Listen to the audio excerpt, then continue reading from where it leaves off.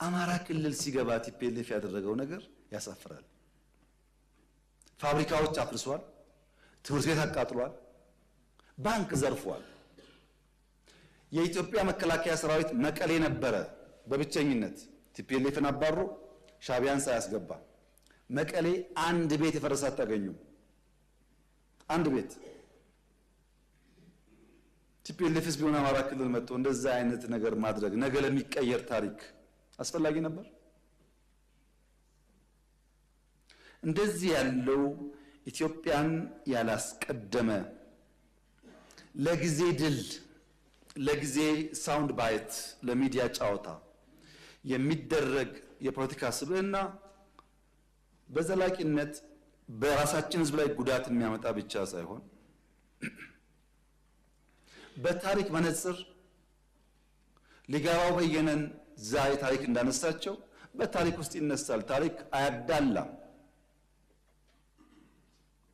ምን አይነት የፖለቲካል ስብዕና ነው የተገነባ ያለው ያላችሁኝ እንደሆነ ፈረንጆች ዴማጎግ ይሉታል።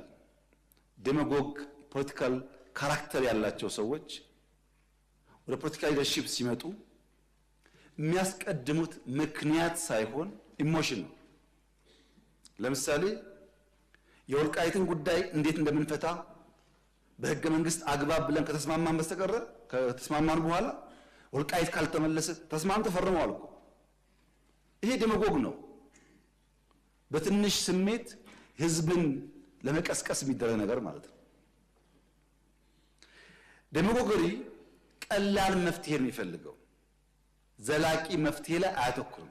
ቀላል መፍትሄ መፈክር በመፈክር ለውጥ ይመጣ ኖሮ ባለፉት 50 ዓመታት እንደ ኢትዮጵያ መፈክር አውጪ እኮ አልነበረም። በመፈክር አይደለም ለውጥ የሚመጣው። ይሄ ዴማጎገሪ ነው፣ አደገኛ ነገር ነው።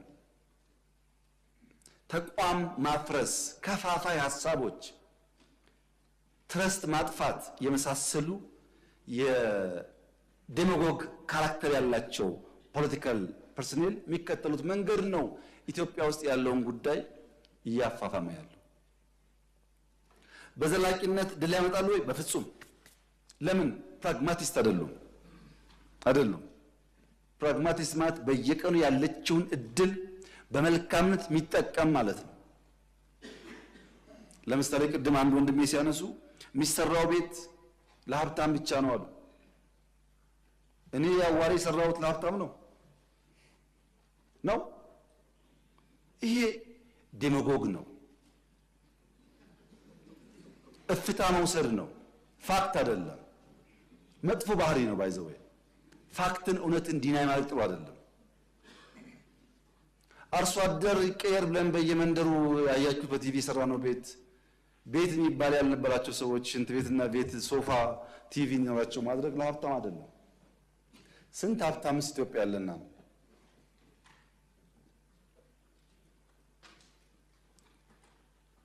እንደዚህ ያለው የፖለቲካ ሂደት ኢትዮጵያ ውስጥ ጉዳት እያመጣ ነው። ለምሳሌ ሸኔ ምን አለ? እኛን እነዚህ አሃዳውያን ናቸው፣ እነዚህ ሚሊካውያን ናቸው፣ እነዚህ ምናምን ናቸው፣ ከነዚህ ጋር ትግል ትክክል አይደለም ብሎ ጫካ ገባ።